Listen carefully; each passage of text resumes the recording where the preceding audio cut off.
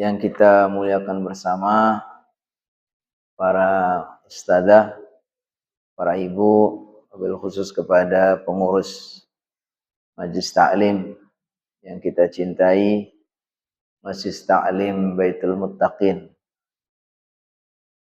dan yang kita muliakan bersama juga pengurus DKM dan semua yang hadirin dan hadirat. Mudah-mudahan semuanya dimuliakan Allah Subhanahu wa taala.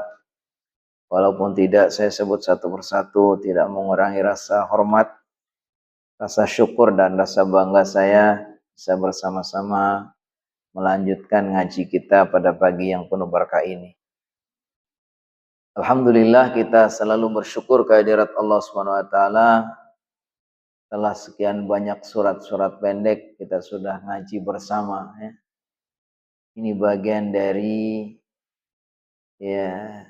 kasih sayang Allah, nikmat Allah yang Allah berikan kepada hamba-hamba yang Allah cintai, yaitu dapat kesempatan untuk mempelajari firman-firman-Nya, mempelajari kalamnya.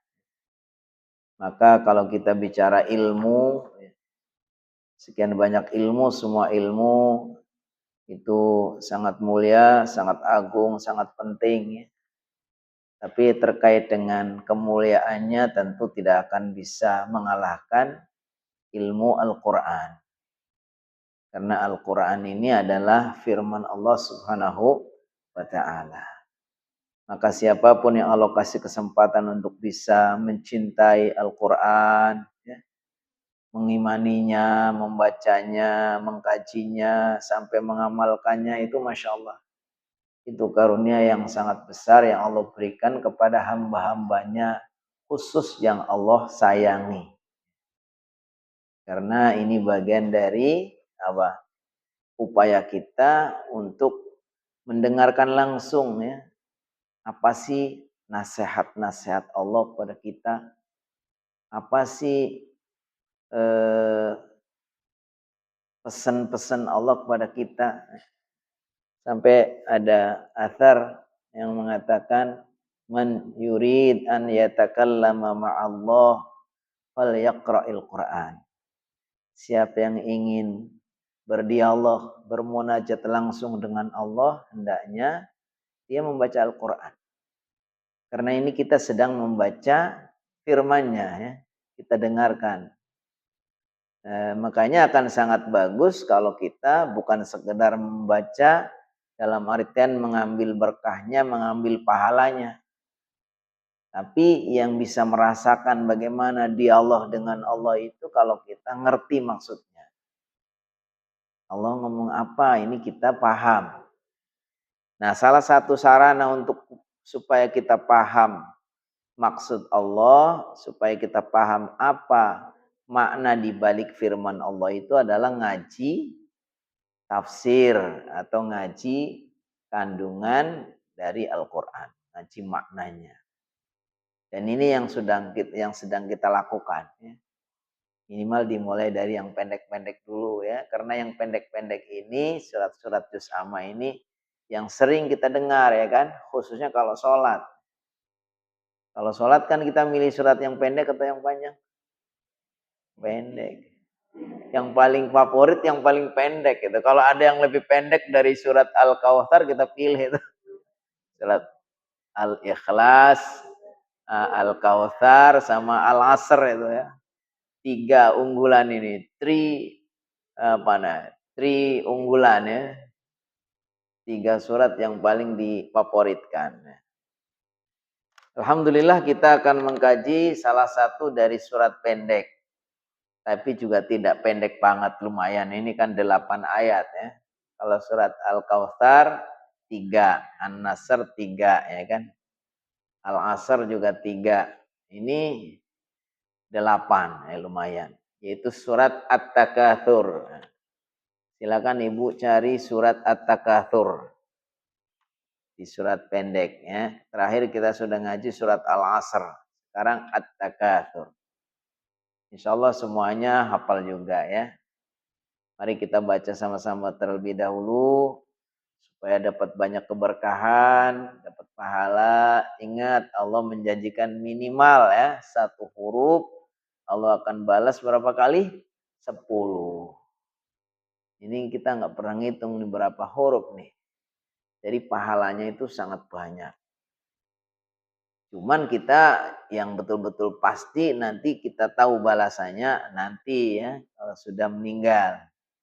Ternyata ada amalan misalnya Allah itu nggak pernah salah itu nyuruh malaikat untuk mencatat nih si fulana ini jam sekian tanggal sekian ngaji baca ini semua ada catatannya, nggak ada yang kelewat. Makanya kita jangan bosan-bosan, jangan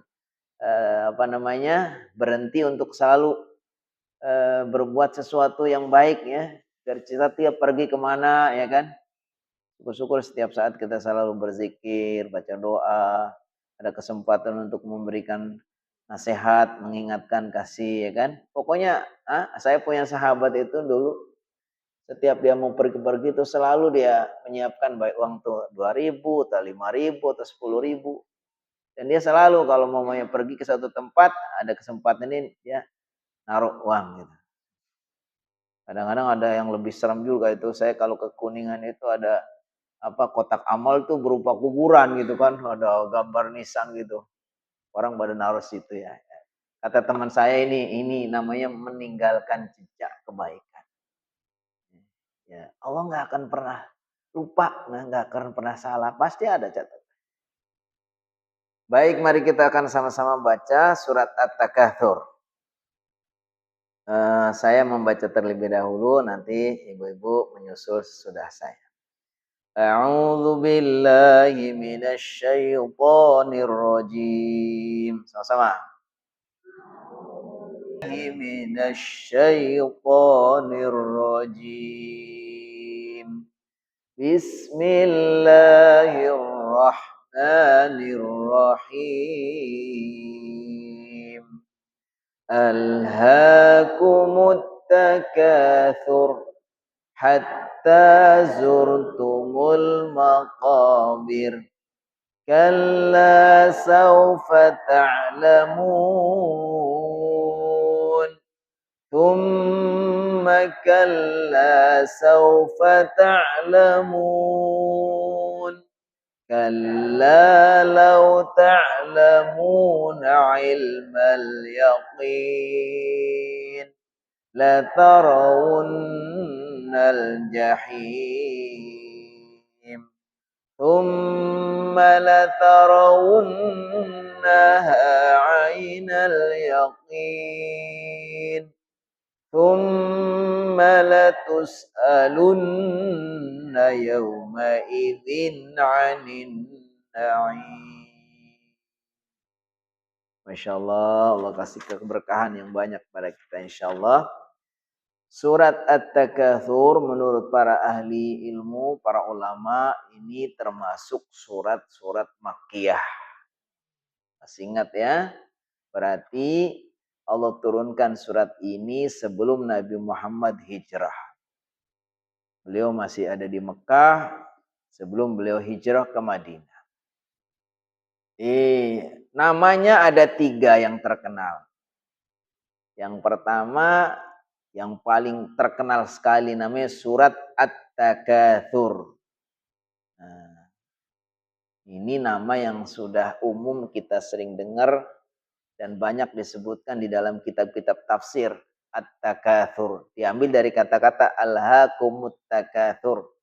Maka namanya disebut surat At-Takatsur.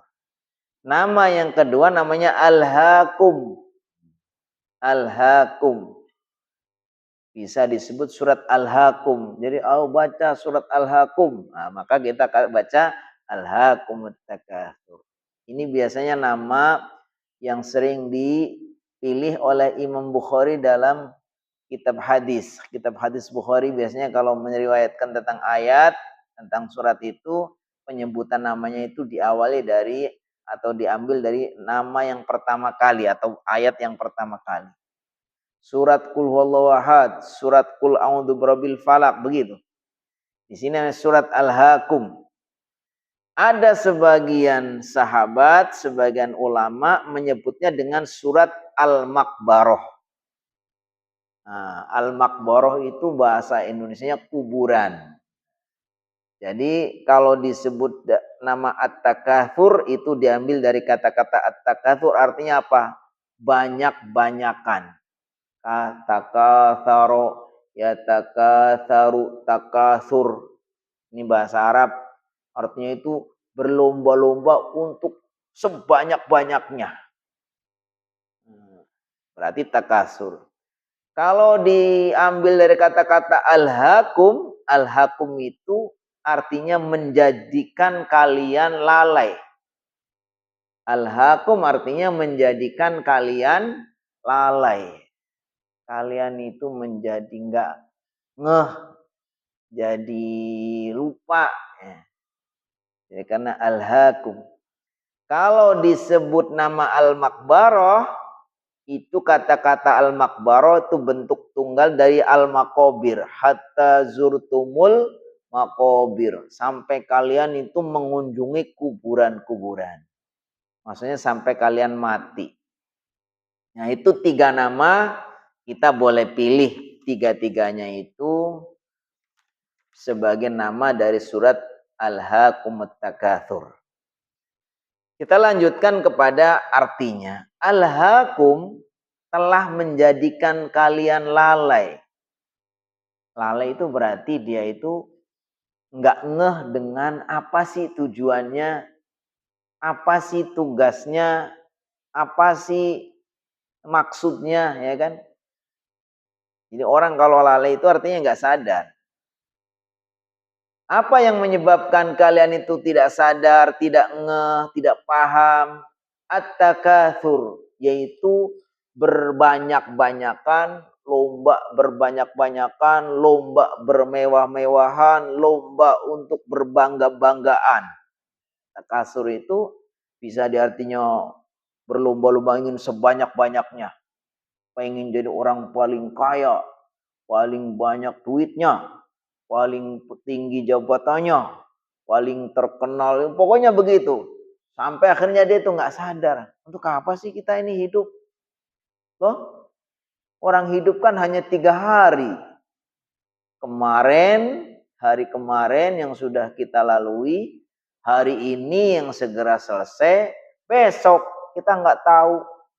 Tapi kadang-kadang itu berlebihan kita.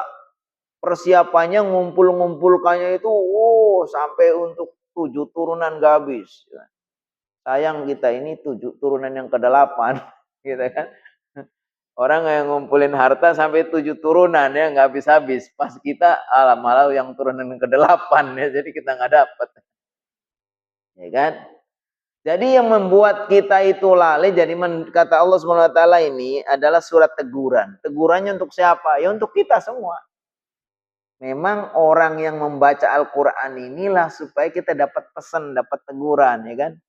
Orang-orang beriman, bahkan seluruh manusia itu hendaknya ini. Ingat Allah menegur kita. Alhaakum, telah menjadikan kalian lalai at-takatsur. Berlomba-lomba untuk banyak-banyakan, berlomba-lomba untuk megah-megahan, berlomba-lomba untuk bangga-banggaan. Biasanya dalam hal apa? Dalam hal dunia. Dunia itu dari kata-kata dunia, kalau dalam bahasa Arab itu dunia. Lawannya akhirat. Dunia itu bahasa Arabnya artinya dekat. Jadi kalau yang namanya dunia ya yang dekat, yang sekarang ini. Lawannya dari yang dekat adalah yang jauh, yaitu apa? Nanti di akhir, namanya akhirat. Kalau dunia itu ya sekarang, sementara, senda gurau, ya sesuatu yang menipu, memperdaya. Kalau akhirat itu selamanya, kekal, hakikat. Ya. Makanya Allah memerintahkan kita itu apa? Untuk mencari akhirat sebetulnya. Dunia itu ya disuruh mencari, tapi tidak boleh mengalahkan kesungguhan kita kerja keras kita, perhatian kita nggak boleh mengalahkan kesungguhan kita dan kerja kita untuk akhirat. Makanya kata Allah dalam surat Al-Qasas, wabtahi fima ataqallah darul akhirah.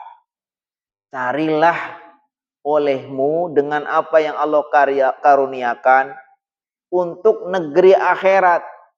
Allah kasih ilmu, kasih sehat, kasih badan, kasih kesempatan. Semua ini kesempatan-kesempatan ini hendaknya digunakan untuk negeri akhirat. Wabtahi bima ataqallah darul akhirah. Hendaknya kalian capai, kalian upayakan semua ini untuk meraih kebahagiaan negeri akhirat. Wala tansa nasibaka minad dunya. Allah hanya mengingatkan, tapi juga jangan lupa ya bagian kamu di dunia. Jadi kalau kita di dunia itu ya jangan sampai dia melupakan dunia. Bagaimanapun kita kan masih hidup di dunia, itu butuhnya dunia ya, butuh makan, butuh minum, butuh keperluan untuk seharian, tempat tinggal, sandang, pangan dan papan, ya kan? Sandang, pangan, kemudian papan. Ya kita nggak boleh kemudian zuhud sekali sampai akhirnya melupakan ya, dunia. Pernah saya punya sahabat udah kerja bagus-bagus di sebuah perusahaan, akhirnya dia minta pensiun dini. Kenapa? Karena dia terpengaruh dengan paham yang berlebihan, ekstrim. Akhirnya apa? Dia resign dari kantornya, pensiunan pun nggak diambil katanya. Udah pokoknya kemudian di rumahnya perabotan-perabotan itu udah dikasih-kasihkan di rumahnya, cuma dia nggak ingat kalau dia itu punya anak, punya istri, kan? Nah, akhirnya saya fokus, kalau maunya fokus saja, dia akhirnya fokus beribadah, berarti bukan itu maksudnya. Sebetulnya bisa kita menjadikan dunia untuk akhirat. Silakan kita mencari dunia yang banyak, tapi niatkannya untuk beramal. Itu yang akan jadi milik kita, itu yang kita jadikan amal kan. Nah, makanya ketika Ibunda Khadijah ditanya sama baginda Rasulullah SAW, wahai Ibunda Ibunda Aisyah, wahai Ibunda Aisyah, apakah kalian sudah bagi-bagi semua daging-daging kambing itu? Ya sudah kami bagikan semua, kecuali tinggal paha, tinggal belikatnya. Jadi sudah habis semua. Jadi kata dia, semua sudah habis kecuali tinggal paha depannya. Kata Ibunda Aisyah sudah habis. Tapi kata kecuali tinggal pahanya. Tapi kata baginda Nabi Muhammad SAW bukan sudah habis ya. Semuanya sudah tersisa kecuali tinggal apanya? Pahanya. Jadi kalau yang kita infakkan itulah yang akan menjadi milik kita.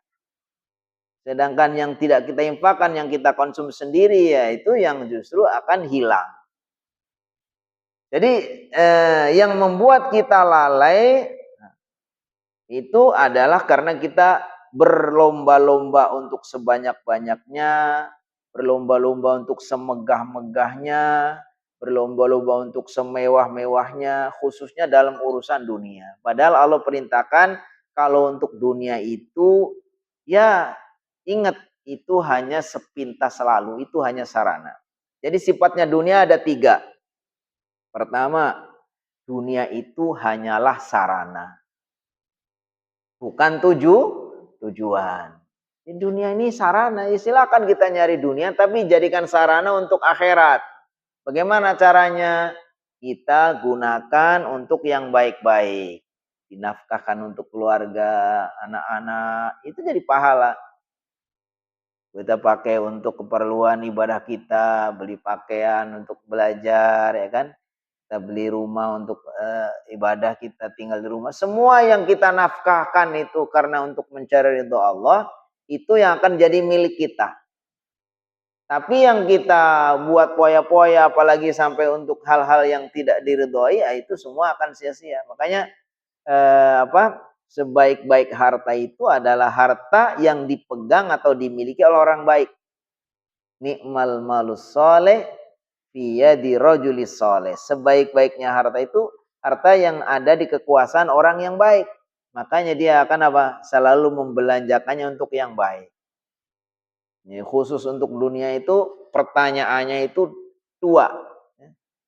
Makanya kata Rasulullah SAW, la yazalu qadama abdin yaumal qiyamah hatta yus'ala an arba'ati asya. Nanti setiap orang itu tidak akan bisa bergeser kakinya, nggak bisa dia itu pindah ke situ, maksudnya belum bisa itu lari dari tanggung jawab itu kecuali setelah ditanya 4 hal. Ditanya tentang masa mudanya, umurnya itu untuk apa, ditanya tentang ilmunya untuk apa, ditanya tentang hartanya untuk apa, ditanya tentang masa mudanya untuk apa. Tapi kalau pertanyaan harta itu, para ulama dalam hadis itu mengatakan ditanya dari 2 sisi. Kalau yang lain-lain ya udah ditanya satu hal saja. Ini umurmu untuk apa? Ya udah. Tapi kalau harta itu ditanya dari mana dia mendapatkannya, setelah dia dapat kemana dia belanjakannya. Nah, jadi jangan sampai kita itu berlomba-lomba, berbangga-bangga dengan dunia, dengan harta ini, sampai kita lalai. Yang dicela itu kalau kita membuat kita lalai. Tapi kalau mamanya kita tidak lalai, ya nggak ada masalah. Toh, memang Allah Subhanahu Wa Taala itu menjadikan dunia ini sebagai sarana. Jadi pertama dunia itu sarana. Yang kedua, dunia itu adalah tempat ujian. Dunia itu adalah ujian. Yang tadi pertama dunia adalah sarana, bukan tujuan. Yang kedua, dunia adalah tempat untuk diuji. Orang itu dengan dunia itu ujian. Karena kadang-kadang ujian dunia itu berat, sangat menggiurkan ya. Siapa sih yang tidak senang kepada dunia? Khususnya ada 3 hal ya. Orang menyebutnya 3 mim. Mim pertama namanya mal, harta. Mim yang kedua adalah mansib, yaitu tahta atau kedudukan. Kalau yang ketiga, mim ketiga namanya mar'ah. Itu kalau untuk orang laki-laki namanya wanita. Jadi harta, tahta, dan wanita. Itu godaan. Betapa banyak orang itu yang sudah begitu hebatnya, mulianya, terhormatnya, bisa dengan salah satu dari ini. Kalau nggak tergoda harta, tergoda tahta, jabatan. Untuk mendapatkan harta dia menghalalkan segala cara. Bagaimana menggaransikan supaya anak cucunya itu bisa dapat duit sebanyak-banyaknya. Punya jabatan setinggi-tingginya. Dia atur segala-galanya. Dia atur segala cara dengan nggak mengindahkan aturan. Pokoknya yang penting anak saya punya jabatan, harta saya banyak.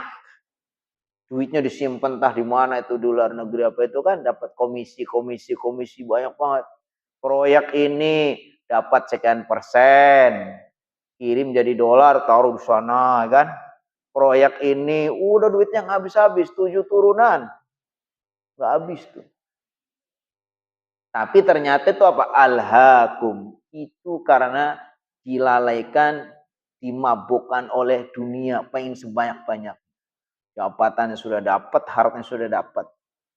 Tapi ingat nanti ya, Allah Subhanahu Wa Taala pasti ya nggak akan pernah salah ya kan. Allah akan mengadili seadil-adilnya. Jadi yang kedua, dunia itu ujian. Ujian yang paling menggiurkan itu dunia ya. Orang banyak tersesat, gagal menghadapi ujian hidup ini karena tergoda oleh dunia.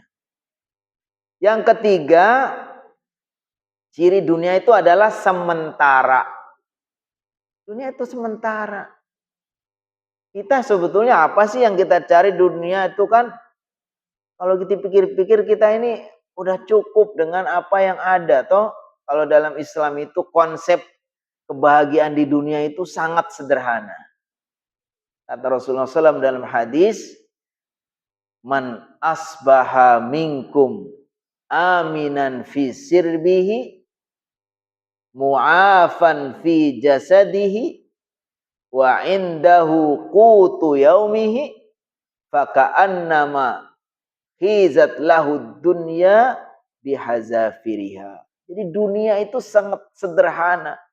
Kata Rasulullah SAW, siapa yang di pagi hari bangun itu pikirannya tenang, ya, nggak ada rasa takut karena dia banyak salah, banyak dosa, banyak utang, banyak macam-macam, ya kan. Tiap hari di demo dinyanyiin, di viral di semua medsos itu menjelek-jelekan si ini.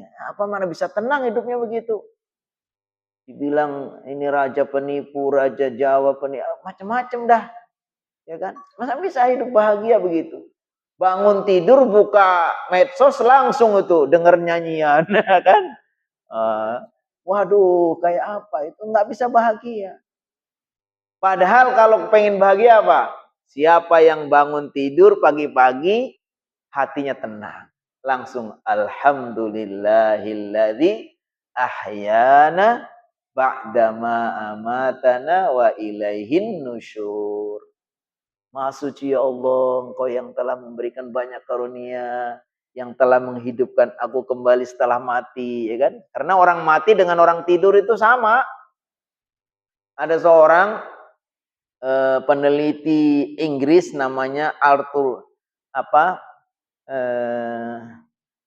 Ellison. Ini seorang profesor dalam bidang elektro. Dia itu melakukan penelitian, objek penelitiannya itu orang tidur dengan orang mati. Dia teliti itu. Ternyata antara orang tidur dengan orang mati itu ada kesamaan. Bedanya kalau orang mati itu kondisi itu kemudian dibiarkan, ya kan? Tapi kalau orang tidur itu kemudian dikembalikan lagi. Jadi mamanya orang lagi tidur itu dengan orang mati itu ada kondisi yang sama, yaitu sama-sama nyawanya nggak ada. Nyawanya diambil. Tapi kalau orang tidur nanti bangun itu dikembalikan lagi. Kalau orang mati udah kebablas. Jadi kalau ada orang tidur kemudian bangun pagi-pagi nggak bisa bangun lagi, itu namanya kebablas. Karena antara tidur dengan mati itu mirip. Makanya kata Allah dalam surat Zumar itu, innallaha yatawaffal anfusa hina mautiha wallati lam tamut fi manamiha. Sesungguhnya Allah itu memegang atau mengambil nyawanya orang ketika dia mati dan ketika dia tidur. Adapun orang yang tidur dia kembalikan lagi. Adapun orang yang mati udah dia tidak akan kembalikan lagi. Makanya orang kalau mau tidur kita baca doa apa? Alhamdulillah, bismika Allahumma ahya wa bismika amut. Mati dan hidup saya bersamamu dengan menyebut namamu. Takutnya apa? Takutnya kebablas, ya kan? Kalau besok pagi nih rohnya nggak dibalikin, itu nyawanya udah kita tuh bablas. Sering dengar berita kan, ada orang tidur, tuh pagi-pagi dibangunin, mak, udah diam aja. Ternyata itu nggak dibalikin sama Allah itu. Nah, Arthur Ellison ini seorang ilmuwan itu ternyata meneliti itu. Oh, ya kan? Nah, jadi dunia itu memang pendek tadi. Hanya 3 hari. Kemarin, hari ini, dan besok. Jadi tadi sifat dunia itu ada 3. Pertama, dia hanya alat, sarana. Jangan sampai dijadikan sebagai tujuan.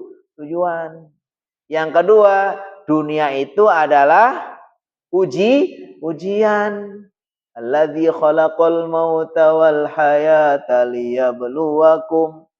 Dialah Allah yang menjadikan mati dan hidup untuk menguji kalian. Ayyukum ahsanu amala. Siapa di antara kalian yang lebih baik amalnya? Kalau yang amalnya baik itu yang lulus ujian. Tapi kalau dengan dia diberi hidup dunia ini kemudian dia lalai, nggak pernah ingat sholat, nggak pernah ngaji, nggak pernah beramal soleh, itu gagal, ya kan? Yang ketiga, dunia itu sementara. Ya, kalau udah tahu bahwa ini dunia itu hanya sarana, dunia itu hanya ujian, dunia itu hanya sementara, jangan sampai menjadikan al-hakum. Jangan sampai membuat kalian lalai. Sampai kapan lalinya atau lalainya? Hatta zurtumul makobir. Sampai kalian menziarahi kubur. Menziarahi kubur itu kata-kata kono ya dalam rangka untuk ya mengejek kita gitu.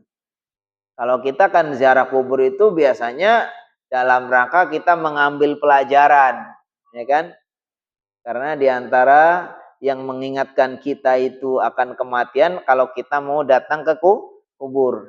Makanya orang yang berziarah kubur itu kita akan dapat 3 hal. Yang pertama, kita ingin mendapatkan pesan positif mengingatkan kita kepada mati. Kata Rasulullah SAW, kuntu nahaitukum an ziyaratil kubri fazuruha fa innaha tudzakirukumul akhirah. Dulu saya pernah ngelarang kalian ziarah kubur. Kenapa? Karena di awal-awal itu masih banyak orang yang belum paham. Islamnya masih baru, ilmunya masih cetek. Takut-takut kalian kalau sering-sering ziarah kubur, akhirnya apa? Sesat kalian. Nyembahnya bukan kepada Allah, tapi menyembah kubur. Sekarang banyak orang kayak gitu. Karena nggak pakai ilmu, kemudian ada memang pihak-pihak yang sengaja itu mengkeramatkan kubur, ya kan? Dibuat kubur supaya keramat ini nanti orang supaya infak di situ.